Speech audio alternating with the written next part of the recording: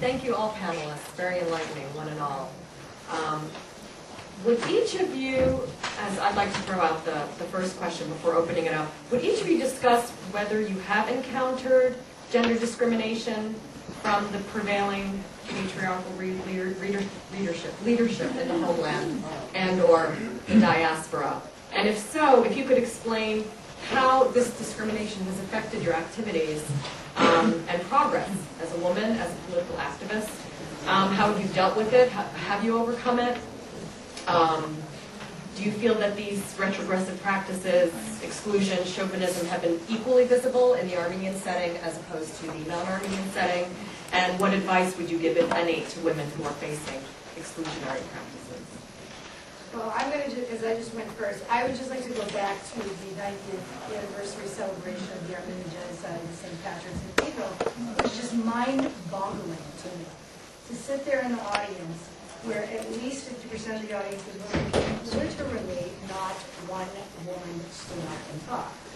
There were like 50 men. I mean, like one after the next, after the next, after the next. And I talked to somebody who knew a woman who'd been on the planning committee who had brought this issue up as they were planning the event and was told, oh, that's not really something we need to think about. So I would just like to say that the different Armenian organizations, I would say that the Tree Project is an exception, which is why I'm still on the board, but in most of the other Armenian organizations that I have been involved with over the years, that sexism is a huge problem to the extent that I don't want to work with it.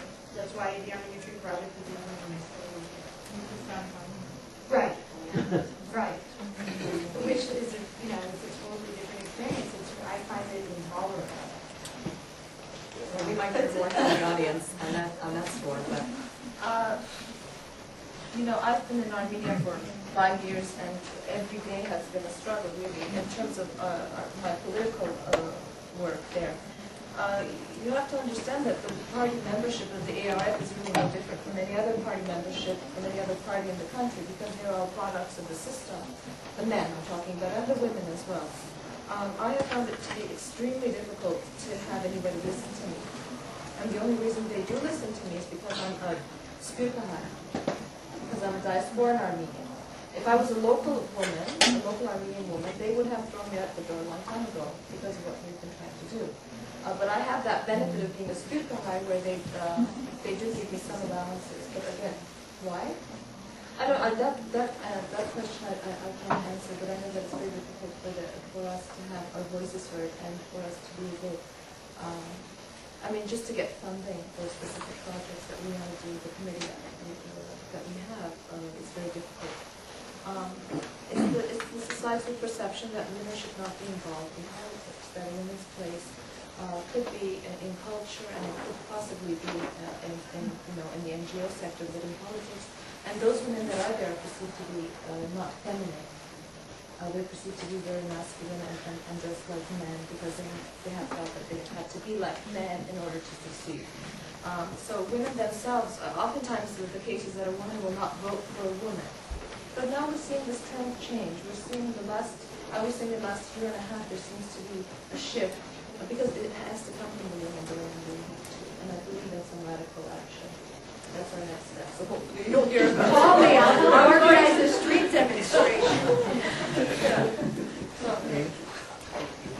Well, I told you my little experience with the Armenian parliamentarians, which, felt a little discounted, but I tried not to turn it into too much.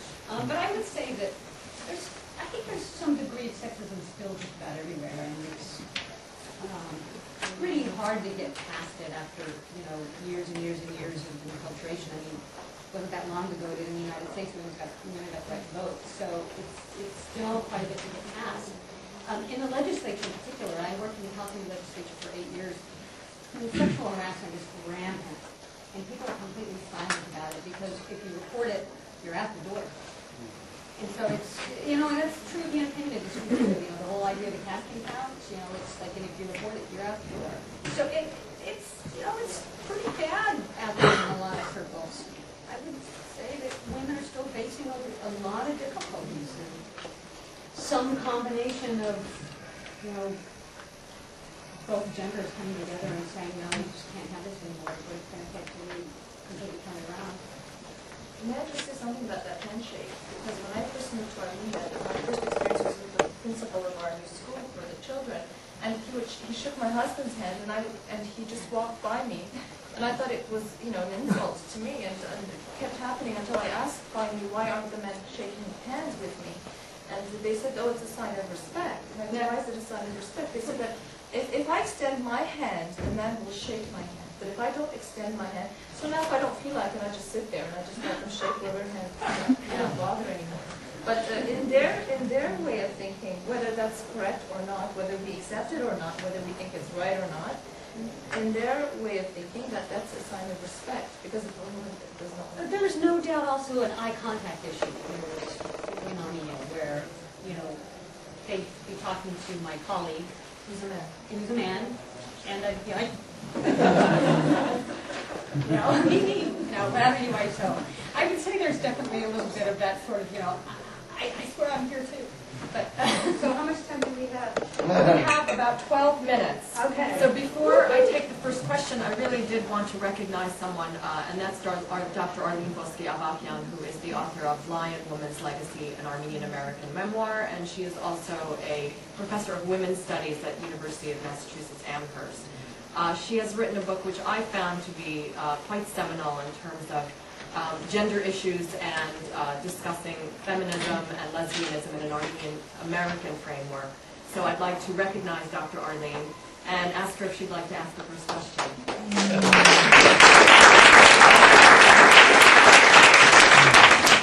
question has to do with, thank you very much for the question. It's not often in an Armenian setting that someone recognizes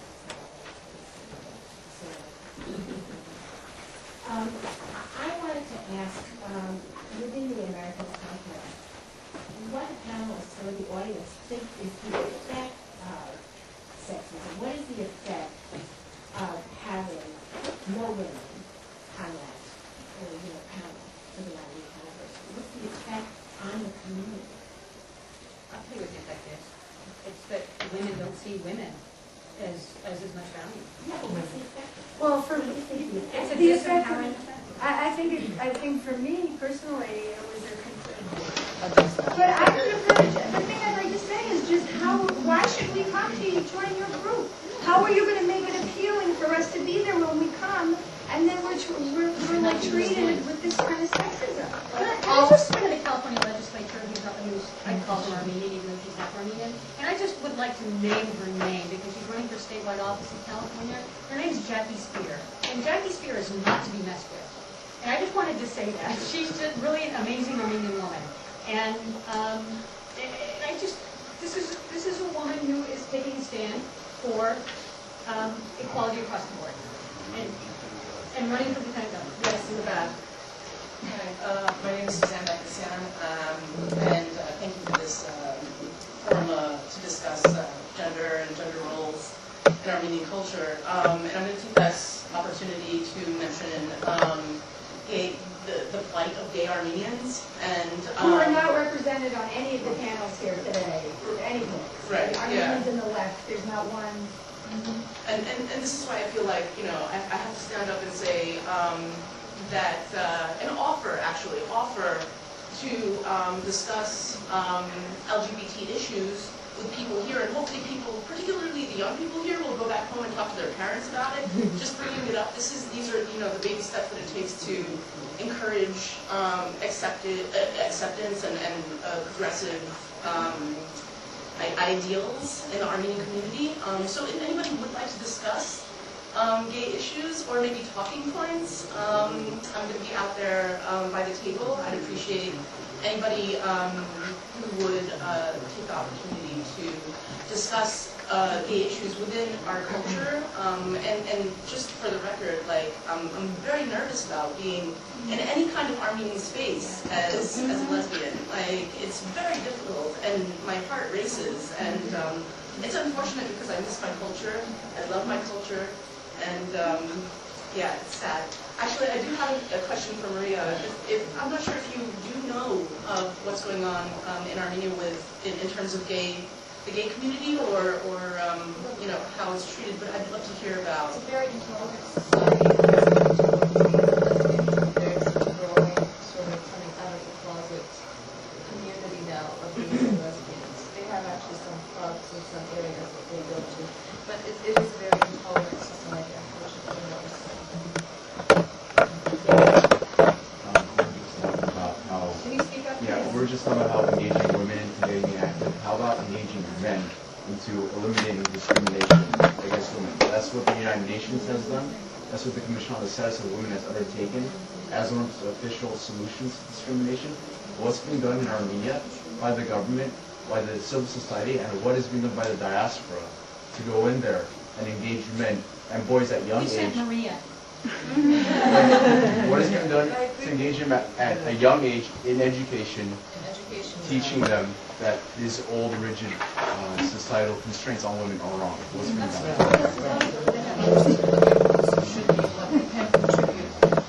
We have been trying to lobby the Ministry of Education to do some gender mainstreaming in textbooks.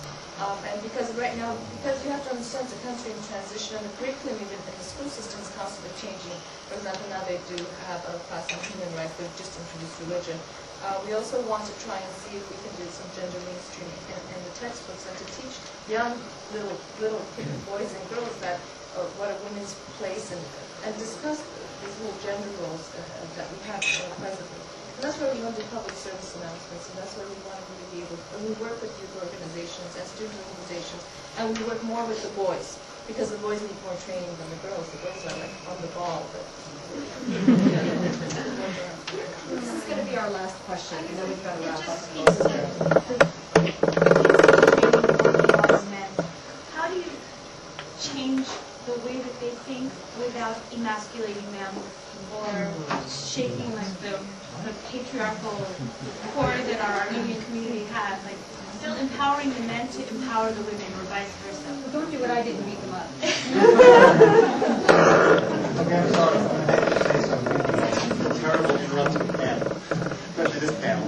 But this is security reasons. I'd like you guys to be able to close the panel.